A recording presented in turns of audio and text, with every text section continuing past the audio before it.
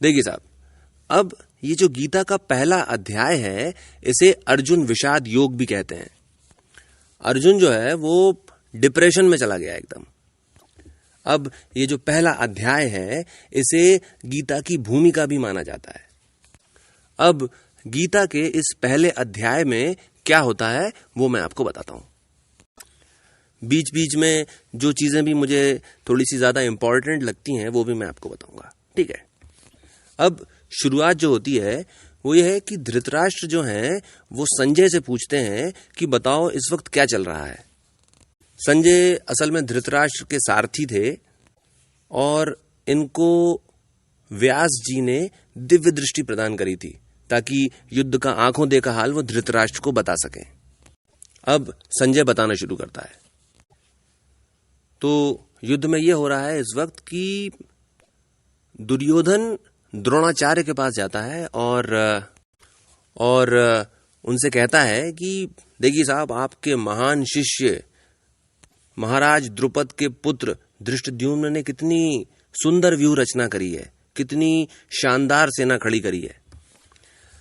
अब ये जो है ये असल में तंज है, ये एक व्यंग है कि जिस व्यक्ति को आपने अपना शिष्य बनाया था और जिसको आपने सारी विद्याएं सिखाई थी, वो आज आपके सामने सेना लेके खड़ा हुआ है।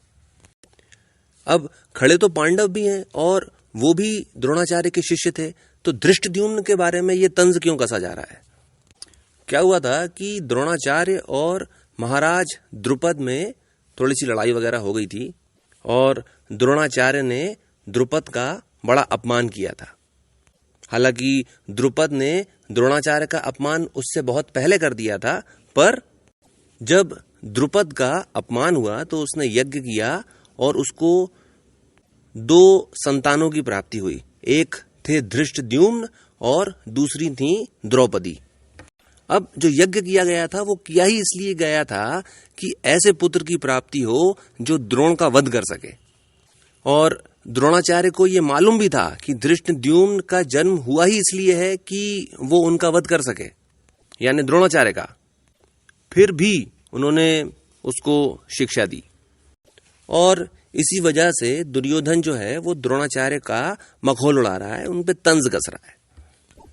साथ ही साथ दुर्योधन ये भी बताता है कि हमारी सेना में कौन कौन से शूरवीर हैं और उनकी सेना में कौन कौन से शूरवीर हैं। पर जो बात कहने के लिए दुर्योधन द्रोणाचार्य के पास गया था वो बात ये थी कि दुर्योधन द्रोणाचार्य से ये कहता है कि आप सब युद्ध पे ध्यान देना, लेकिन आप इस बात पर ध्यान देना कि भीष्म पितामह को कुछ भी ना हो। यानी दुर्योधन द्रोणाचार्य से स्पेसिफिकली बोलता है कि आप सब तरफ से केवल भीष्म पितामह की रक्षा करें। पर भीष्म पितामह को रक्षा की क्या जरूरत है? भीष्म पितामह तो खुद ही बहुत बड़े महारथी थे, उनको रक्षा की क्या जरूरत थी? ऐसा इसलिए था क्योंकि पांडवों की सेना में शिखंडी था। अब कुछ किताबों में शिखंडिनी को कभी शिखंडी बोला जाता है, कभी शिखंडिनी बोला जाता है। कुछ किताबों में इनको महिला बोला गया है और कुछ किताबों में इनको किन्नर बोला गया है। तो भीष्म पितामह की शपथ ये थी कि भाई वो कभी भी स्त्री पर या किसी नपुंसक पर शस्त्र नहीं उठाएंगे, और यही एक चिंता की वजह थी दुर्योधन के सामने कि अगर पांडवों ने भीष्म पितामह के सामने शिखंडी को खड़ा कर दिया तो भीष्म पितामह तो शस्त्र छोड़ देंगे और फिर तो अर्जुन उनको बहुत आराम से मार डालेगा। और आगे जाके ये चीज युद्ध में हुई भी। पर इसीलिए दुर्योधन जो है द्रोणाचार्य के पास जाकर ये चीज बोलता है कि भाई कुछ भी हो जाए, अब भीष्म पितामह की बिल्कुल रक्षा करना। अब इतनी बात चली रही थी कि भीष्म पितामह ने अपना शंख उठाया और शंख को बजा दिया और युद्ध की घोषणा कर दी। सबसे पहला शंख जो है वो भीष्म पितामह ने बजाया था और उनके बाद श्री कृष्ण ने बजाया था, और उनके बाद फिर सभी जो बड़े बड़े महारथी थे सभी ने अपना शंख बजाया और युद्ध की शुरुआत की घोषणा करी। अब जैसे ही सबने शंख बजा के रुके, अब जैसे ही सब लोग रुके वैसे ही अर्जुन ने कृष्ण जी से कहा कि मैं ये देखना चाहता हूं कि हमारी तरफ से और उनकी तरफ से कौन कौन से लोग हैं जिनसे हमें युद्ध लड़ना है। इसलिए आप रथ को बिल्कुल बीचों बीच ले जाके खड़ा करो। और जैसे ही उस रथ को कृष्ण जी बीच में ले जाके खड़ा करते हैं, यहां से इस अध्याय का मुख्य विषय शुरू होता है। जैसे ही अर्जुन देखता है कि भाई जिनसे वो युद्ध लड़ने आया है, एक तो उसके पितामह हैं, एक द्रोणाचार्य हैं, सभी उसके गुरु लोग हैं, सभी उसके भाई हैं, मित्र हैं, मतलब किसी ना किसी तरह से सब लोग उससे रिलेटेड हैं, सभी लोग उसके रिश्तेदार हैं।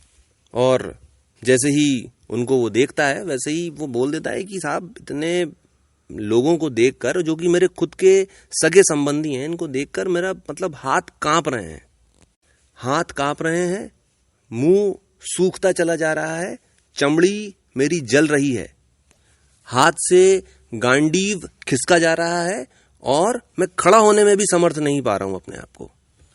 यानी वो अर्जुन जो आज से पहले बहुत बार मतलब भयानक नरसंहार कर चुका है, वो जहां जब अपने लोगों को देखता है तो वो बिल्कुल सीवियर डिप्रेशन में आ जाता है और बोलता है कि साहब मुझे तो यहां पर एक भी अच्छा लक्षण दिखाई नहीं दे रहा है।